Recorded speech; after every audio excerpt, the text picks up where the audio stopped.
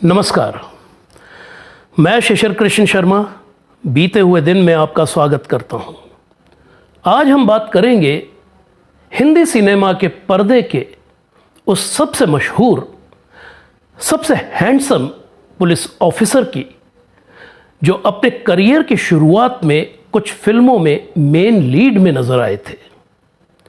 उनके बारे में एक आम धारणा भी है कि वो अपने दौर की मशहूर अभिनेत्री वीणा के भाई थे, लेकिन ये बात सही नहीं है।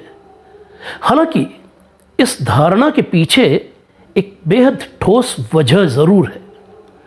वो अभिनेता थे सैयदाना इफ्तिखार अहमद शरीफ, जिन्हें हम इफ्तिखार के नाम से जानते हैं।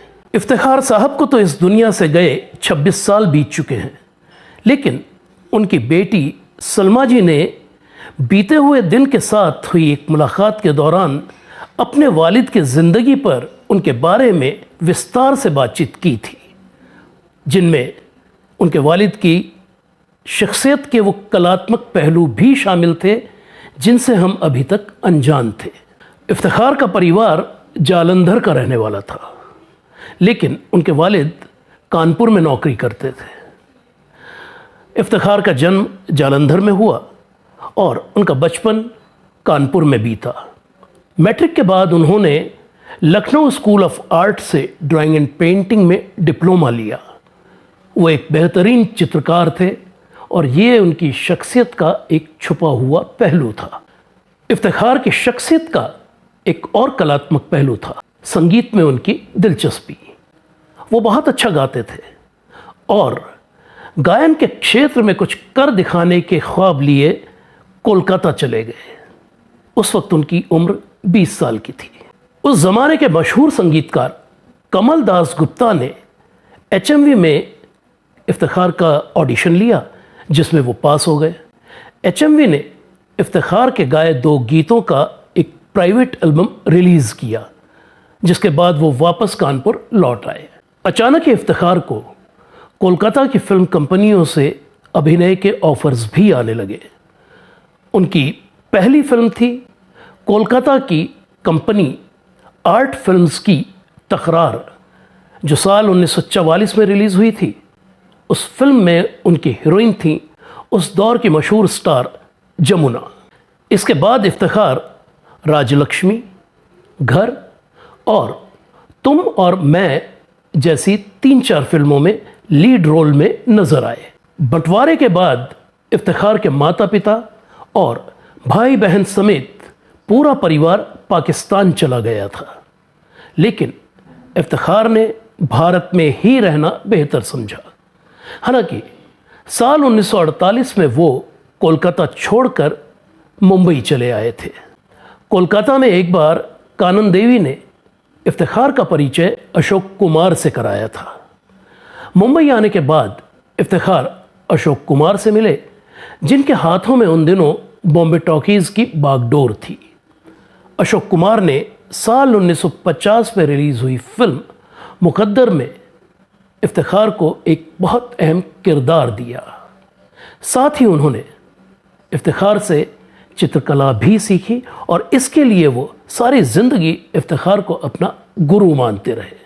इफ्तिखार कितने बेहतरीन चित्रकार थे, इस बात का पता उन पेंटिंग से चलता है जो उन्होंने किशोर कुमार की फिल्म दूर गगन की छांव में के टाइटल सॉन्ग के बैकग्राउंड के लिए बनाई थी। 1950 और 60 के दशक में इफ्तिखार ने साकी, सगाई, बिराज बहू, मिर्ज़ा गालिब, अब दिल्ली दूर नहीं, रागिनी, कल्पना, बंदिनी, रंगोली, संगम, तीसरी कसम और हमराज जैसी करीब 70 फिल्में की, लेकिन उनकी कोई ख़ास पहचान नहीं बन पाई। और फिर साल 1959 में आई फिल्म इत्तेफाक, जिसने इफ्तिखार की ज़िंदगी को बदल कर रख दिया। इस फिल्म में उन्होंने एक पुलिस इंस्पेक्टर का रोल किया था और पुलिस की वर्दी उन पर ऐसी जमी कि इत्तेफाक के बाद उन्हें काम की कमी नहीं रही। पिछले 22 सालों से मुंबई में किराए के मकानों में रहकर स्ट्रगल करते आ रहे इफ्तिखार ने बहुत जल्द खार में अपना फ्लैट भी खरीद लिया था। 70 और 80 के दशक इफ्तिखार के लिए बेहद व्यस्तताओं से भरे रहे। उस दौर में उन्होंने शर्मीली, जंजीर, दीवार, धर्मात्मा, शोले, डॉन, त्रिशूल, कर्ज, रॉकी, राजपूत, तवायफ और आवाम जैसी कई सुपर डुपर हिट फिल्मों में काम किया। अपने 50 साल के करियर में इफ्तिखार ने करीब 300 फिल्में की। 1992 में रिलीज हुई बेखुदी और 1993 की काला कोट उनके करियर की आखिरी फिल्में थीं। इफ्तिखार की पत्नी हना जोसेफ कोलकाता के एक यहूदी परिवार से थीं, जिनसे 1940 के दशक में इफ्तिखार ने प्रेम विवाह किया था। शादी के बाद उन्हें नया नाम दिया गया रेहाना अहमद। इफ्तिखार की 2 बेटियां थीं, सलमा और सईदा। सलमा जी का विवाह देहरादून के एक कारोबारी खानदान के बिपिन चंद्र जैन से हुआ था। करीब 15 साल देहरादून में बिताने के बाद वो मुंबई लौट आईं और अब वो अंधेरी पश्चिम के 7 बंगला इलाके में रहती हैं। इफ्तिखार की छोटी बेटी सईदा मुंबई के जुहू इलाके में रहती थी। लंबी बीमारी के बाद फरवरी 1995 में वो गुजर गई। बेटी की मौत के सदमे को इफ्तिखार बर्दाश्त नहीं कर पाए और बेटी के जाने के महीने भर के अंदर ही वो भी इस दुनिया से चले गए। इफ्तिखार की पत्नी रेहाना अहमद सलमा जी के साथ रहती थी। मई 2013 में 90 साल की उम्र में उनका भी निधन हो गया। और अब बात इफ्तिखार और वीणा के आपसी रिश्ते की, तो ये धारणा बिल्कुल गलत है कि इफ्तिखार वीणा के भाई थे। सलमा जी के मुताबिक उनकी सिर्फ एक बुआ थी जिनका नाम शमीम था और जो बंटवारे के बाद पाकिस्तान चली गई थी। इस गलतफहमी की वजह यह थी कि वीणा के भाई का नाम भी इफ्तिखार था, शहजादा इफ्तिखार।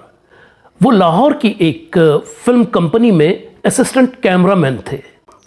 शहजादा इफ्तिखार वही शख्स थे जो अभिनेत्री सुरैया से शादी की मांग को लेकर उनके घर के बाहर भूख हड़ताल पर बैठ गए थे।